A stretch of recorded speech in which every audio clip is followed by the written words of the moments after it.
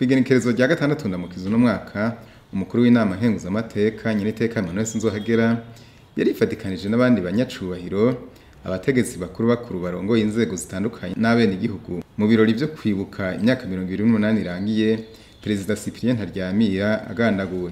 Ivyo birori vyabereye mu Gisagara ca Bujumbura, vyatangujwe n'inkuka y'imisa yo kwibuka Umuhisi Prezida NTARYAMIRA yabereye muri Cathédrale Régina Mundi.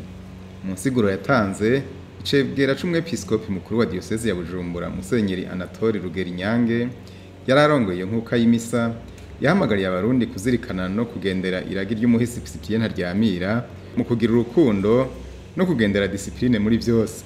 Yabahamagariye kandi kugamburuka no kuzigama ijambo ry'Imana, kubaha indongozi, kwirinda kwica, gukunda mugenzi wawe nk'uko wikunda wewe nyene, no kubaha amabwirizwa 10 y'Imana.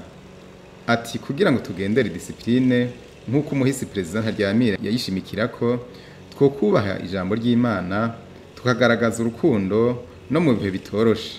Mu nyuma y'iyo nkuka y'imisa, ibirori vyaciye bibandaniriza ku kibanza c'intatemwa y'incungu za demokrasi, aho umukuru w'igihugu n'umutambukanyi wiwe bashize urugori rw'amashurwe ku ntatemwa ya Cyprien NTARYAMIRA.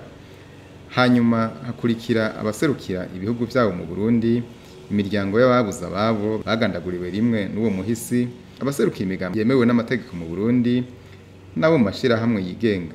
Ivyo birori bikaba vyasozerewe no kumviriza ijambo ryashikirijwe n'Umuhisi Cyprien NTARYAMIRA igihe yarahira, mu nyuma yaho bari bamwizeye ngo arongore Uburundi.